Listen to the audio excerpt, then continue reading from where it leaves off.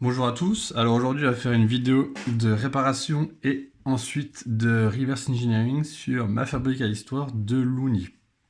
Donc je fais cette vidéo parce que le mien a été cassé, en fait la roulette ne marchait plus et du coup je l'ai réparé et après du coup quand j'ai vu l'électronique je me suis dit bon ça serait sympa à étudier donc j'en ai fait une vidéo. Donc là je vous montre vite rapidement le principe. Donc c'est juste Les un objet histoires pour les de enfants Suzanne et pour Gaston. raconter des histoires.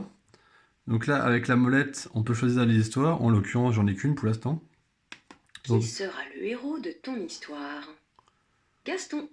et voilà, l'idée c'est Suzanne. on peut Gaston. choisir différents personnages. Par exemple, je prends Où Gaston. ton histoire va-t-elle se passer? Dans un château. À la mer. Dans une forêt. Qui ton héros va-t-il rencontrer? Un loup. Et enfin, choisis un objet. Une échelle. Toute la matinée, Gaston a foncé avec son vélo cross dans la forêt. Donc l'idée c'est de choisir différents éléments et après, ma fabrique à histoire va nous fabriquer une histoire avec les différents éléments qu'on a choisis. Donc c'est assez sympa et je pense que les enfants aiment bien. Les miens sont encore un tout petit peu petits pour ça, mais je trouve que le concept est sympa. Donc voilà, c'est parti, j'espère que ça va vous plaire.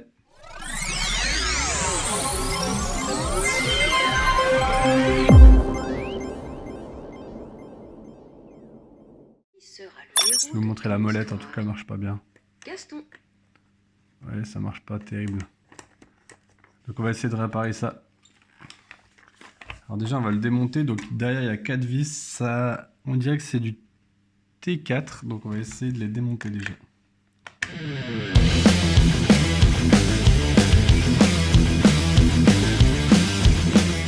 J'ai trouvé le coupable, c'est ça. Ça s'est dessoudé. C'est un peu dans ce mètre. On voit que là, c'est bien dessoudé. Il va ici. C'est quand même fragile tout ça. J'ai vu qu'il y avait un reste de pâte. Donc il va dans le sens comme ceci. Au niveau du PCB, on va faire l'analyse. Donc on retrouve le potentiomètre de la grosse molette que j'ai vraiment soudé salement. Hein. D'ailleurs, ça devrait être censuré. Voilà. Non, pour vrai, pour vrai, quand j'ai remonté le jouet, la soudure elle a tenu 20 secondes. Du coup, je l'ai redessoudé et je l'ai soudé correctement. Au niveau de l'alimentation, on a une batterie lithium-ion de 4,2 volts 600 mAh. Donc cette batterie, elle est couplée avec un régulateur de tension AP7362 de diode. Donc il prend les 4,2 volts en entrée et qui nous sort du 3,3 volts pour le reste du circuit. Pour la charge de la batterie, donc qui se fait par le port USB-C, on a un BMS, donc Battery Management System, de Microchip, donc c'est un MCP73833. Ce BMS va aussi gérer la LED de charge à gauche. Donc ça c'est pour la batterie. Au niveau du micro, donc c'est un STM32F730Z8T6. Donc c'est un Cortex M7, donc architecture ARM, avec 64 kg de flash et 256 kg de RAM.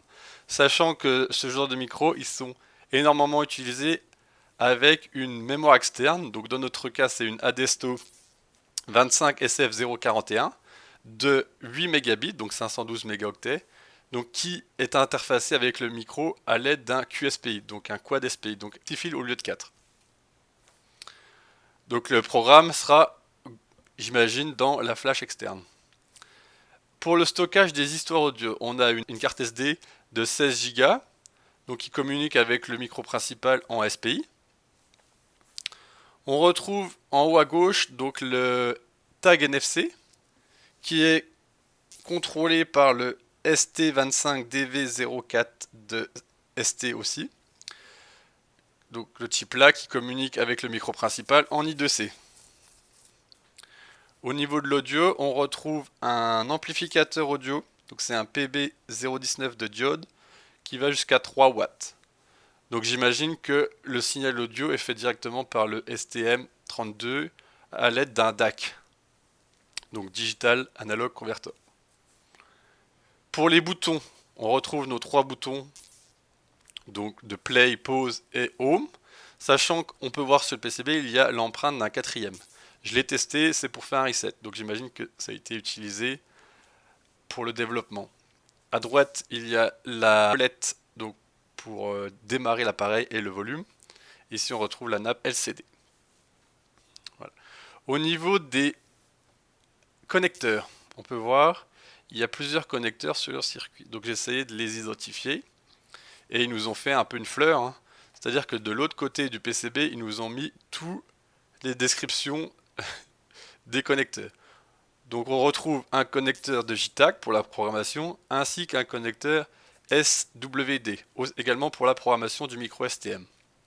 On a un connecteur pour l'alimentation, donc avec le 3,3 volts de sortie du régulateur de tension, et on a également la possibilité d'avoir la tension de la batterie. Il n'y a qu'un connecteur qui n'a pas de description. Bon, bah, je l'ai testé, c'est l'UART. L'UART de debug, donc on verra ça dans la suite de la vidéo. Voilà, c'est à peu près pour ce PCB. Alors qu'est-ce qu'on va faire? Nous, notre idée c'est de faire du reverse engineering. Donc pour moi c'est un peu comme un escape game à l'envers. C'est-à-dire que au lieu de sortir du jeu, on va essayer de rentrer dedans. Donc on va prendre toutes les entrées du jouet, non officielles, et on va essayer de regarder les infos qu'on peut avoir. Donc l'entrée officielle c'est le USB-C, donc c'est ce qui permet de charger des histoires audio. Donc là on va pas s'intéresser à ça. On va s'intéresser à tout le reste, c'est-à-dire qu'on va essayer de lire ce qu'il y a sur le tag NFC. On va essayer de lire ce qu'il y a sur l'UART de debug. On va essayer de regarder ce qu'il y a dans la carte SD. On va essayer de regarder directement ce qu'il y a dans le micro, lire la flash interne du micro, et on va surtout regarder la flash externe du micro. Voilà. Et on verra ce qu'on trouve. Alors je vous avais dit qu'il y avait un tag NFC présent sur le Looney, donc on va le lire ensemble. Alors je crois qu'il est là. Donc là j'ai mis une application, donc NXP, pour lire les tags. Je crois qu'il est vers ici. Voilà. Donc NFC Data Detected. Donc qu'est-ce qu'on peut lire? Ce que le manufacturer c'est ST Electronic. Après il n'y a pas grand chose. Et ce qui nous intéresse c'est dans le NDEF. Donc là qu'on voit qu'il fait 68 bytes. Et il y a 3 records dedans. Le premier, c'est le texte, c'est donc version est égale à 2.22. Donc c'est la version du firmware, j'imagine. Ensuite, on a le numéro de série, donc ici, qui commence par 002. Et le troisième record, c'est le mode. Ici, donc on est en mode égale production. Voilà. Et là, c'est le contenu du tag complet.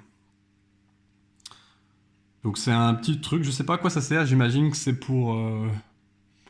je sais pas, peut-être la logistique ou... comme ça, ils peuvent scanner directement les Looney et savoir dans quel mode ils sont. Peut-être qu'ils s'en servent aussi pour, en production pour programmer des données en mode peer-to-peer, je sais pas du tout. Mais bon. Donc pour dumper la flash interne, voici le setup que j'ai réalisé. Donc j'ai connecté le J-Link directement au PCB à travers le connecteur SWD. Donc la connexion de programmation SWD, elle se compose de 2 fils, enfin 3 généralement, mais ici dans ce cas 2. Donc SWCLK, donc la clock, et SWDIO pour la data. Et il y a aussi généralement le SWO, c'est pour broadcaster des logs de debug. Alors pour le J-Link, il faut aussi mettre bien entendu la masse, donc le ground, et un dernier pin du J-Link, c'est le VTRF. Il faut qu'il ait une tension de référence, le J-Link. Voilà. Au niveau de la mémoire du micro, donc voici le memory mapping du STM. Donc nous, ce qui nous intéresse, c'est la flash interne de 64 kg. Donc il commence à l'adresse 0x 0800 0000 à 0x 0800 FFFF, donc bien 64 kg. D'après la datasheet, si le STM il est au niveau de sécurité maximum, donc level 2, alors ce sera possible de lire cette flash interne que si elle inclut le bootloader. Donc le bootloader est dans la flash interne et non dans le système memory bootloader ou si on booterait de haute part. Donc on va essayer tout ça. Donc maintenant qu'on a soudé le connecteur au PCB et qu'on a connecté les fils au J-Link, on va essayer de lire une partie de la flash. Donc ici, vous voyez que j'ai créé un projet. J'ai mis le type de port de debug, donc SWD, et j'ai mis le micro, donc un STM32F730Z8, donc c'est un Cortex M7. Donc maintenant on va essayer de se connecter, donc là je vais allumer la lime, ok, et je vais faire connect. Et là on voit qu'on est connecté, connected successfully. Maintenant je vais essayer de lire la flash interne du micro. Ok, donc là on voit bien que c'est pas possible. Ce qui semble normal, car ils ont dû mettre la sécurité du micro à la plus élevée, mais on va essayer de lire une partie. On va essayer de lire cette partie ici.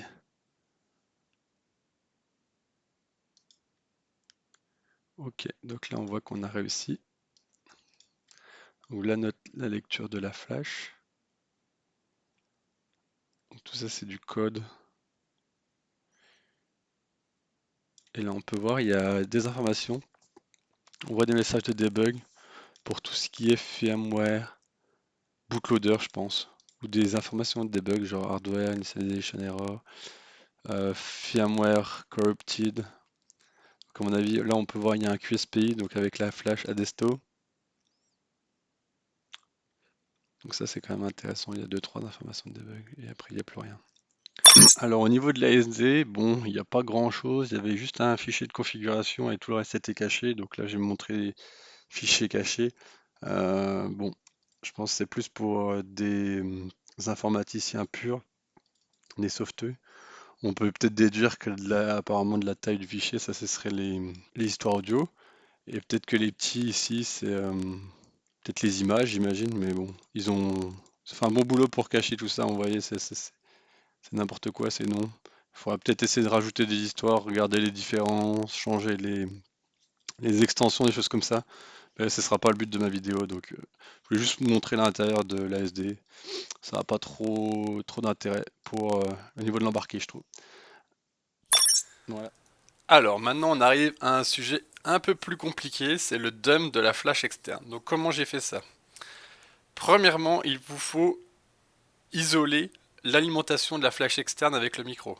Hein, il faut alimenter que la flash externe. Si on alimente le micro en même temps, il va y avoir des interférences parce que le micro va essayer d'envoyer des commandes à la flash externe, donc ça va pas aller. Donc il faut trouver un moyen d'alimenter que la flash externe. Ensuite, il vous faut un programme hein, ou une carte d'évaluation ou quelque chose pour dumper cette flash externe. Donc moi j'ai écrit un morceau de code dans un EvalKit STK 3700 de Scilabs qui va lire le code de la flash externe. Ensuite, il faut faire la connexion. Donc il faut mettre des fils sur le SPI. Parce que moi, je vais utiliser SPI, donc comme ça, j'ai besoin que de 4 fils. Pourquoi je fais ça? Parce que moi, j'utilise pour me connecter à la flèche externe un outil de mesure qui s'appelle le PC Byte. C'est des pointes qui vont être directement sur les pins du micro. J'ai pas besoin de souder quelque chose. Au niveau de la mémoire, donc on avait dit que c'était 512 kilos. Donc les adresses, ça va de 0,00000 à 07FFF. Je vous montre aussi la différence entre un SPI classique, donc ça demande que 4 fils, chip select, la clock, le données d'entrée et données de sortie. Et QSPI, il y a 2 fils en plus pour, pour la donnée. Donc nous, notre micro, il a 8 pins. Donc en QSPI, on utilise les 8 parce qu'il y a aussi le VCC et le grand. Nous, dans notre cas, on va utiliser que 6 sur les 8. Donc voici nous voici sur IAR où j'ai fait un petit morceau de code pour dumper la flash externe, donc la Desto. Alors ce que j'ai utilisé, c'est que j'ai utilisé un morceau de code qui existait déjà d'un exemple sur internet qui lisait des flashs à Desto, différentes flashs à Desto, donc j'ai un peu modifié. Je vous mettrai le lien en description. Donc qu'est-ce qu'on fait? On va lire la flash ID. Donc si on a bien réussi la flash ID, on va lire le statut et après on va parcourir donc toute cette flash et la dumper dans le terminal IO à droite.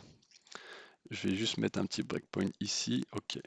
Je vais aussi lancer le Salae, donc l'analyseur, parce que vu que c'est une communication SPI, on va pouvoir voir la communication ici. C'est parti. Donc là, je lance le truc.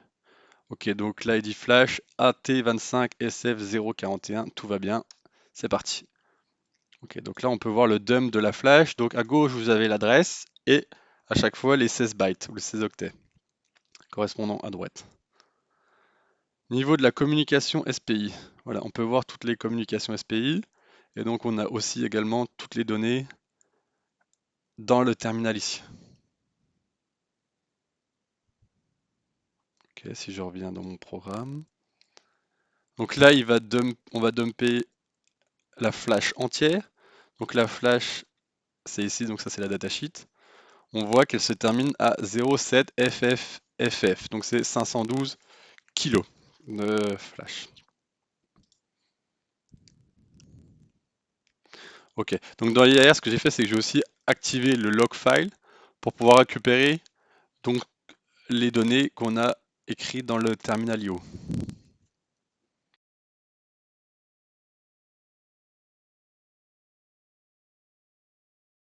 Si on regarde le log file, bon c'est cool, on a le contenu de notre flash, mais c'est pas, on peut pas vraiment l'utiliser. Parce qu'il faudrait déjà qu'on essaierait de faire, c'est d'avoir une correspondance en ASCII. Donc là, on peut pas le faire et on va galérer. Donc ce que j'ai fait, je vais refaire marcher le programme, mais en dumpant le binaire de la flash sous forme intelx, donc .x, pour faire des fichiers .x. Donc là, je viens de changer mon programme. Et j'ai rajouté, donc là il est en train de tourner à droite, vous voyez que le format a changé, c'est parce que on va formater les données de la flash sous le format intelx qui permet de créer des fichiers, par exemple firmware.x avec l'extension .x qui, qui va permettre d'ouvrir donc ce fichier qu'on va créer par n'importe quel outil. Donc là on va le laisser tourner. Donc là j'ai utilisé pour ce faire une librairie GitHub que j'ai trouvée sur internet, je vous mettrai le lien en description si vous voulez. Voilà, il faut juste utiliser ces fonctions. Il y a juste une callback où on met notre printf. Et voilà, donc ça c'est fait. Donc maintenant que j'ai mon, mon dump pour MyIntellex, on va le copier. Donc on va prendre de là jusqu'ici. CTRL C. Je vais créer un nouveau fichier, le mettre dedans. Et je vais le sauvegarder. Et on va l'appeler dump flash.x. Hop là, boum. Donc maintenant je vais dedans et je vais essayer de l'ouvrir. Ok, donc là je viens d'ouvrir le dumpflash.x. Donc comment ça marche? Vous avez les données, donc ici 16 bytes, l'adresse à gauche et une translation en ASCII à votre droite. Donc généralement ce que je fais, c'est que je commence par chercher des trucs typiquement genre Looney, genre la marque, des choses comme ça on est sûr d'avoir un peu de texte, euh, par exemple des commandes de test, des choses comme ça. Ou les erreurs en fait, s'ils veulent afficher des erreurs. Comme là ce que vous voyez à droite. Donc là on peut voir tous les messages d'erreur qu'il y aurait dans l'appareil. Donc c'est plus ça en est pour le port de debug, hein. Voilà, donc par exemple au niveau de la carte SD, du tag NFC, voilà, pour éjecter l'USB, détection audio, le DMA qui a échoué, des choses comme ça, si on va un peu plus loin peut-être. Looney, tout ça ce qui n'est pas monté, le stockage, l'interface. Backup firmware, vous savez qu'il y a un backup du firmware. Non, il y a quand même des informations assez cool à chercher. Alors du coup, ce qui serait aussi intéressant, c'est d'utiliser un logiciel pour décompiler donc ce binaire, qui permettrait un peu de comprendre le firmware, quoi. Et après, par exemple, ce qu'on pourrait faire, ce serait réactiver par exemple le port série pour pouvoir envoyer ces commandes de debug qu'on voit ici. En voit ici, c'est toutes des commandes de debug qu'on pourrait normalement exécuter par soit l'NFC, soit l'UART. Mais bien entendu, ils ont désactivé. Là, on peut voir les boutons, le bouton poussoir 1, 2, 3, etc. Ah, c'est intéressant. Ok, donc là, je vais essayer de sniffer le port UART, donc de debug, je pense. Donc, ce que j'ai fait, c'est que j'ai mis deux probes de PCBite, donc connecté une fois au SALAE et un câble FTDI. Donc le SALAE, ce sera pour déterminer quel protocole c'est et la vitesse de transmission. Donc là, je vais démarrer mon SALAE avec les deux fils, donc les deux pins que j'ai identifiés, parce que le dernier c'était le ground. Alors je vais démarrer le produit. Ok. Donc là on peut voir que sur le channel 1, il y a de la communication. Donc après ce qu'on fait, c'est qu'on arrête, on va zoomer, et ce qu'on fait, c'est qu'on prend le plus petit écart entre les fronts, quoi. Donc là, on voit que c'est 8,64 microsecondes. Et après, vous allez sur Internet, vous avez des tableaux de correspondance entre des microsecondes et un baud rate. Donc 8,64 microsecondes, c'est 115 200. Donc maintenant, ce qu'on va faire, c'est qu'on va mettre un analyseur. Donc on va dans Analyseur, Serial, on va dire Canal 1, la vitesse de transmission 115 200. Donc ça, on peut laisser standard. Généralement, c'est standard 8 bits de données, 1 bit de stop et pas de parité. Et on fait Save. Et là, on voit que ça a réussi à décoder puisqu'on n'a pas d'erreur. Et à droite, vous pouvez voir la correspondance en ASCII. Donc le produit vient d'envoyer tout ceci. Vous voyez, Looney bootloader, check stop, check for firmware update, nanana. Et là, c'est tous les logs. Donc c'est intéressant, hein, ce qu'on peut déjà voir juste en sniffant. Non, ce qu'on va faire déjà, c'est qu'on va utiliser Doclight ici. Ah bah je l'ai déjà mis au port 7. Voilà. Donc on va clearer et on va recommencer. Donc là, on est au niveau du FTDI. L'avantage du FTDI, c'est que je vais pouvoir essayer moi d'envoyer des commandes. Avec le Saleh, vous pouvez juste sniffer. Donc vous ne pouvez pas interagir avec. Vous pouvez juste observer ce qui se passe. Arrêtez, on va regarder un peu en détail ce log. Reset device. Vous voyez, là, il y a eu une erreur. Parce que le E, c'est erreur, D, c'est debug, R, je pense que c'est pour release. Donc il y a différents niveaux de logging. Donc là, on voit qu'il a essayé de faire quelque chose avec l'ASD, il n'a pas marché et il a réessayé et du coup, il a fait un reset lui-même de l'appareil. Donc là, on voit la version. Donc là, on voit tous les périphériques. Donc GPIO, DMA, ADC, DAC, I2C, SPI. Donc si vous avez vraiment un Looney qui marche pas, je vous invite fortement à du coup à essayer de l'allumer et à sniffer ce port de debug. Vous aurez certainement les erreurs qui vont apparaître, qu'est-ce qui ne marche pas. On voit la tension de la batterie, l'UNFC. Donc HAL c'est Hardware Abstraction Layer. Donc ça FS c'est un niveau d'abstraction en embarqué. Bon, faut connaître ça, c'est technique. Là FS c'est File System. Donc là on voit qu'il essaie d'ouvrir des fichiers, les fermer, de les supprimer. Là on voit l'audio. Là, on voit qu'on a appuyé sur le bouton. Donc là, par exemple, si j'appuie sur un autre bouton, on va voir ce qui se passe. User button pause. OK. Et là, home. Ouais, on voit, il y a vraiment tout affiché, quoi. Alors après, ce que je me suis dit, c'est bon, ce serait bien que je puisse envoyer des commandes. Donc ce que j'ai fait, c'est que j'ai regardé le firmware, hein, qu'on avait donc dumpé de la flash externe, et dedans on voyait qu'il y avait des commandes de debug, par exemple execute commande écran damier ou execute écran damier inversé. Donc ça, à mon avis, c'est pour tester l'écran s'il n'y a pas de pixels morts. On peut mettre le logo, les NFC. Donc il y a pas mal de commandes, par exemple reboot. Donc j'ai joué un petit peu avec ça. Je me dis bon, j'essaye d'envoyer des commandes. Par exemple, execute commande AutoJack, et j'ai jamais eu de réponse. Donc je pense qu'ils ont vraiment verrouillé la transmission de notre côté, donc la réception pour eux. Donc ça sert vraiment juste à cracher des logs pour du debug. Ici, je pense que c'est au niveau du timing, ça doit être des millisecondes ça doit être le temps, quoi, en millisecondes. Voilà, c'est tout ce que je voulais montrer. J'espère que ça vous a plu. Allez, ciao.